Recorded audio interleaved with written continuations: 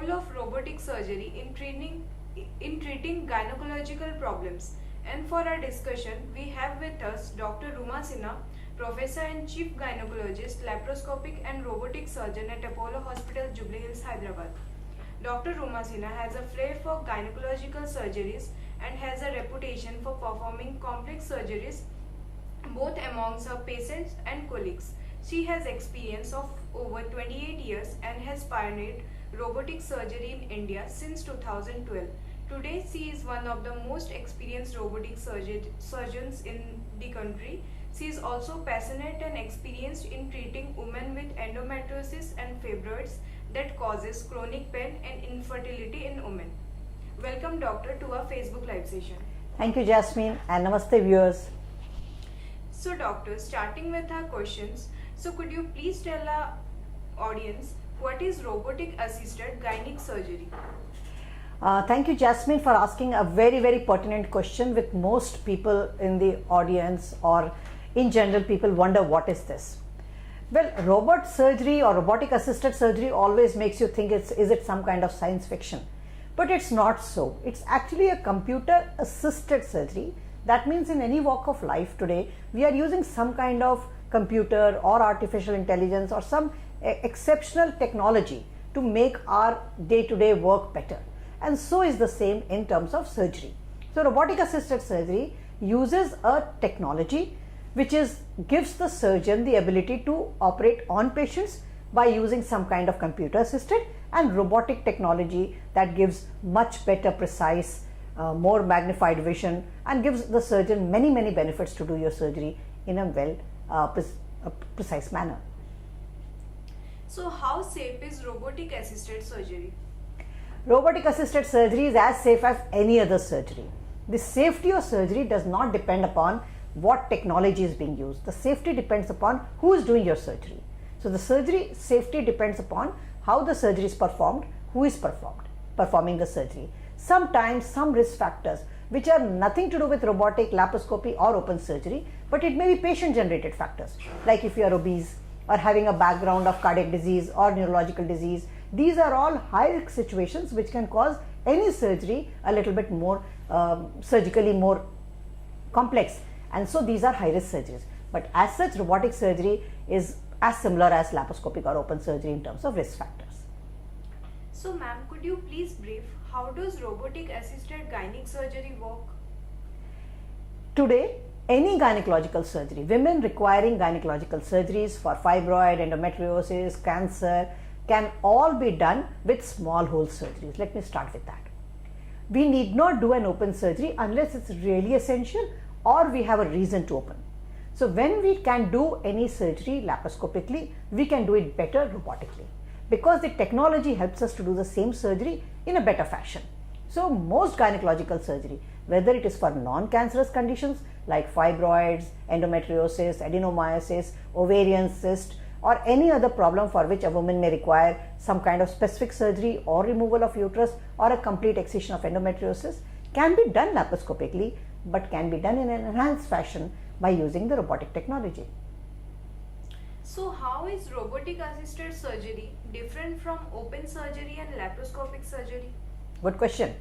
It is definitely different from open surgery, and it is in that way it is actually similar to laparoscopic surgery. Now you all understand what is a keyhole surgery, which means even if we have to operate on a big organ or a big size uterus or anything that is big, we still can go by 5 to 8 millimeter holes and perform the surgery. This is, all of you know, can be done laparoscopically. But what are the challenges? Why are we moving from laparoscopy to robotic? See, when the new technology comes, that means the older one had some challenges, and that is why more advancement, more technology has got added in. What are the challenges of laparoscopy we need to understand before we understand what is difference in robotic. Now, the challenge in a laparoscopic surgery is that when we do a laparoscopic surgery, we operate in a 2D vision. We are all 3D, but we operate in a 2D vision. We also operate with straight stick instruments, which does not have much movement. I need to move my shoulders and arm to be able to do your surgery. So these are two big challenges in laparoscopic surgery, which is easily overcome by robotic surgery. How come? We have a 3D immersive vision when we do robotic surgery. We have instruments which move like my wrist inside you. So I can perform the same surgery better. And there are many more technological benefits like tremor minimization, scaling of your movement, surgical control of the field, stable camera, 3D vision, 10 times magnification. These are all technical advantages which the surgeon can use to her or his advantage to give you a better outcome. So does robotic assisted surgery eliminate the need for a real surgeon? Well, that's a big myth. No surgery can be performed without a surgeon as of today. I don't know about future, and I don't know whether the AI and the real robots will take over. But today, any surgery cannot be performed by a real surgeon. So when we say robotic surgery, that does not mean there is any robot. It's me who does your surgery. It's my own fingers. So the surgery depends upon the surgeon's ability, skill, knowledge of your pathology and the anatomy, and which decisions to take at that. So when we do surgery, there are split-second decisions. I need to be very well versed with what problem I am dealing with, what I have spoken to you. You have all the right to ask all the questions before we start the surgery. And then during the surgery, it is the surgeon who takes split-second decisions, does surgery millimeter by millimeter for you, and gives you the outcome. So there is no robot, and it's a complete myth that the surgeon is not there. Surgeon is always there, right from the planning to doing the surgery to your post-operative management. So doctor, what are the risks of robotic assisted gynec surgery? The same as any other surgery. As I said, the risk is involved depending upon the pathology we are dealing with and the patient profile. The robotic laparoscopy or open doesn't add or subtract any risk. The risk is because of the pathology we deal with. So supposing we are dealing with an advanced endometriosis, the risk of problems that can take place during surgery is same, either in open, laparoscopy or robotic. How much that risk will actually translate into reality depends upon who is operating on you, how much experience that person has. So in my 25 years of laparoscopic surgery and about 10 years of robotic surgery, I can say that once we develop these many years of experience in managing gynecological surgeries in women, we have better understanding of what we can do, what we can achieve. So these are all the things which you should be aware of. Ask your doctor before you go in for surgery. Find out what are the risks that can happen. How am I going to deal with those risks? How am I going to prevent those risks from happening? And what will I do if they happen? So these are all your right to ask and understand. So robotic surgery as such does not add any further risk. It's very safe system. So ma'am, could you please brief our audience what are the benefits of using Da Vinci surgical system when compared with traditional methods of surgery? Okay, Da Vinci that you mentioned is a company which produces one type of robot, a robotic platform for us to do surgery. So this is an intuitive surgical which is now well established. It is a company which started almost about 2.5 decades ago, and we have been using it in India for about 10 years, and we at Apollo here have this system from 10 years. We have now graduated it to the state-of-art XI system. So this is the same robotic system that I was speaking about, where we have to understand there are two benefits. One is the console on which I operate.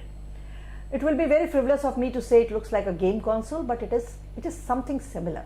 Now we can easily add a virtual reality on AI on it very soon, but right now what we do is with the same telescopic camera that we normally use in laparoscopy, there's a different telescopic camera in robotic surgery. It has a 3D vision which gives me a submersive image and gives me a complete 3D depth perception. So first of all, what does the surgeon want? Good vision. I can operate only what I can see. So if it gives me 10x magnified 3D immersive vision, I can see better. My first battle is won. Second, what does a surgeon need? Once I see, I need instruments to be able to tackle that pathology precisely and completely. So these wristed instruments that are available with the Da Vinci surgical system gives me that benefit. So it is almost as if my hands are inside you without hands being out there. So that's how the computer technology translates my movements inside you. And the third thing that I need to now know is to be able to, with this vision and this technology, completely eradicate the disease that you came to me for.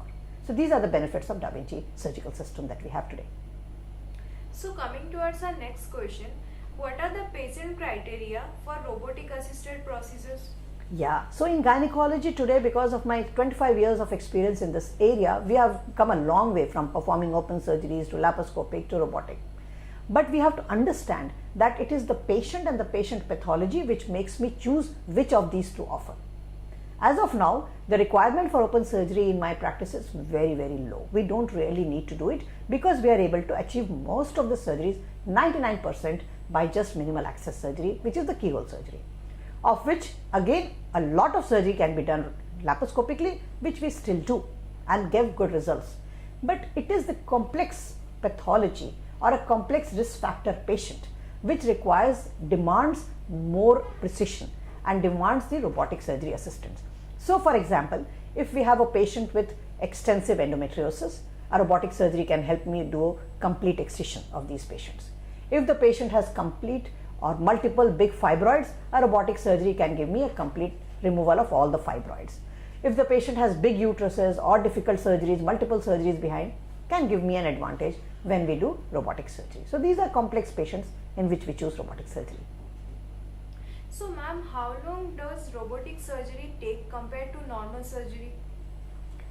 It depends upon what is the pathology. How much time a surgery will take will depend upon what pathology we are dealing. That cannot change whether you do whatever type of surgery. So if some pathology requires more time, it will take more time, whatever thing I do. But we have to remove this myth from everybody's mind that robotic surgery is going to take more time. Not so. We have been doing it for 10 years. Yes, in the beginning it did take more time because everybody needs to have a learning curve and we understood the technology. But today, after 10 years of doing robotic surgery, the time factor for me for doing a laparoscopic surgery or robotic surgery is exactly the same.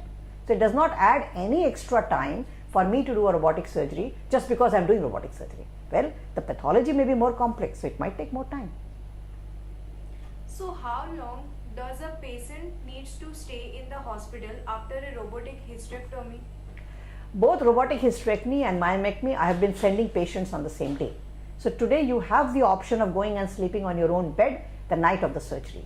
But if you don't want to do that, we keep you here for an overnight observation, and 90 to 95% patients go the next day within 24 hours of their surgery.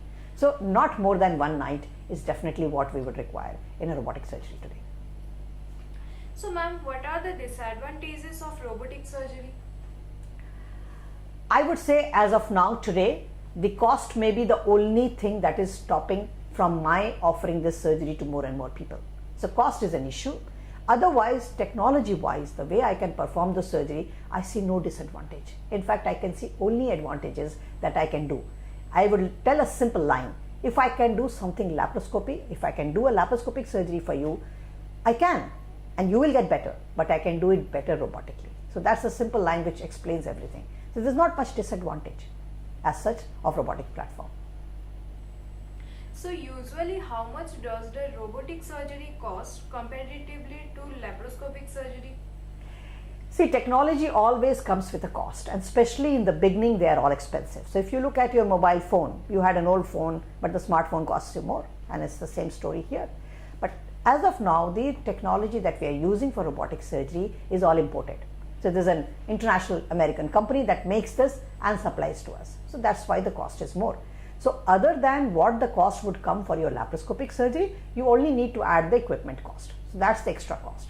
But I have some good news. We have more robotic platforms coming in. We also have an Indian robot which is getting ready. So I hope the bridge with the cost factor and the bridge between the laparoscopic surgery and robotic surgery will reduce more and more. So more women of our country will be able to use this technology to get better, faster if they need a gynecological surgery, and that's really the bottom line here. So ma'am, what is the recovery rate after a robotic hysterectomy? Recovery rate is 100%. I told you the patient can go home the same evening or next day. So the patients recover very fast, they are mobile immediately, they get everything to eat within 3 to 4 hours, and they can do their household work within few days. They can even join their office or travel to their native town, village or country if they come to us for surgery within 1 week, 10 days. So coming towards our audience questions, so what is the process of robotic surgery? Process is the same for any surgery.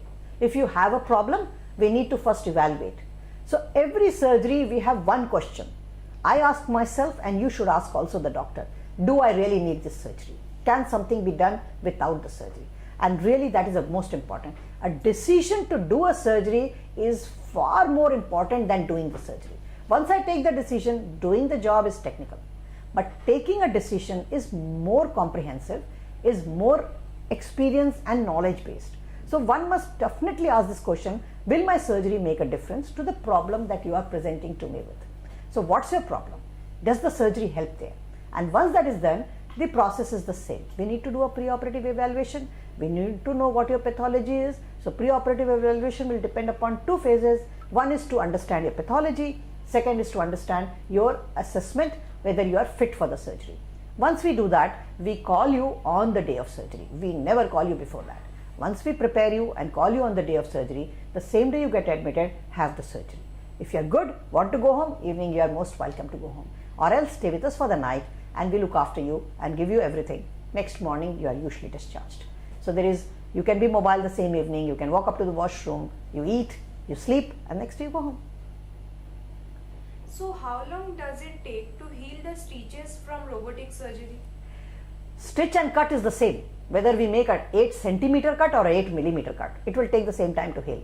However, you can understand 8 centimeter will heal or give you pain for longer than a small 8 millimeter. So healing time takes the same thing. Skin stitches can be healed epithelialization takes place in 72 hours and by 1 week you are up and about. But you must remember this, that if you have undergone a laparoscopic or a robotic surgery, you may not feel from outside that I have gone a major surgery. But inside that surgery is the same. Is the same major surgery that used to take place by a big cut 2 decades back. You have to give the same rest, same respect to your body to let it heal. Give it 3 to 4 weeks time and it will heal. That's all you need to know. Just be cautious. So doctor, in your perception, what should a patient prefer? Robotic hysterectomy or a laparoscopic hysterectomy? I would leave this decision to your pathology of what is your problem. If your pathology can be tackled by laparoscopy and there is an experienced and skilled laparoscopic surgeon, maybe that will give you the same outcome. But if the pathology is complex, if there is a chance that during surgery, this surgery may get converted into an open surgery, maybe a robotic surgery will be a better option because we can control the surgical field better and ensure that conversion rates are very, very low. So what kind of robotic surgeries a doctor can perform in gynec department? Any gynecological surgery, if you talk about, can be done robotically. That does not mean we will do all surgery robotically, right? So any surgery today in gynecology should be done laparoscopically. And in these patients where there is a complex pathology, we take them up with robotic technology. So all surgeries, bottom line, all surgeries should be done keyhole surgery, not open surgery. So please remember, if you are undergoing or have been advised a gynecological surgery, and if you are going to somebody who is saying they'll do laparoscopic surgery, fair enough, go ahead. Every surgery does not require robotic. But ask one question. What is the chance of my surgery getting converted to open while I'm under anesthesia? That's a genuine question, very relevant question. Please ask before you get under anesthesia, because you don't want to wake up after being told that you are having small hole surgery and it gets converted to open. So whoever is your surgeon should give you a reasonable estimate that there is 5% chance, 10% chance, 30% chance that this surgery may get converted intraoperatively, which is fair enough, happens, and you need to be aware of it and then take a decision what you want to do. So how long will stomach be swollen after the robotic hysterectomy? Stomach is never swollen after any hysterectomy. So I think that is a wrong myth again. Sometimes after surgery you may feel a little distension, and that's usually because of the gas. So we generally tend not to eat very well before and after surgery. Some people who have a tendency to develop acidity or gases can develop a kind of little distension and swelling. Very rarely there are some conditions after any surgery it can happen, and then we need to take care of those problems if it happens. So coming towards the last question, doctor, please tell our audience about the facilities provided at Apollo Hospital, Jubilee Hills. We here at Jubilee Hills provide all types of surgeries to women who have gynecological disorders. That does not mean that any surgery, any woman walking with a gynecological disorder will be advised surgery. We take each patient on the merit of the problem that you are facing. And for me, I always want to know what is your primary problem. You may show me a file full of investigations or 10 problems, but I need to know what is your main problem. If I understand your main problem, based on that, we will tailor the treatment that you need, whether it is medicine, surgery or anything else. The facilities that we have here has any type of surgery that you need, we can provide it. Open surgery, laparoscopic surgery, hysteroscopic surgery, robotic surgery, and as I told you, I have been doing it for 25 years, even robotic surgery for a decade now, so we are very experienced. So we can do your surgery in any method, whatever your pathology demands or maybe sometimes you demand. So dear viewers, we have come to the end of our session and hope we have covered all aspects. If you still have more doubts, you can book an appointment with Dr. Rooma Sinha and clarify your doubts. Thank you, doctor, for educating our audience in today's session. Thank you, viewers. Thank you for joining us with it. Thank you, Jasmine and the whole team for making this possible. Thank you very much. Thank you for joining us. Stay tuned for more such educative live sessions. Namaste.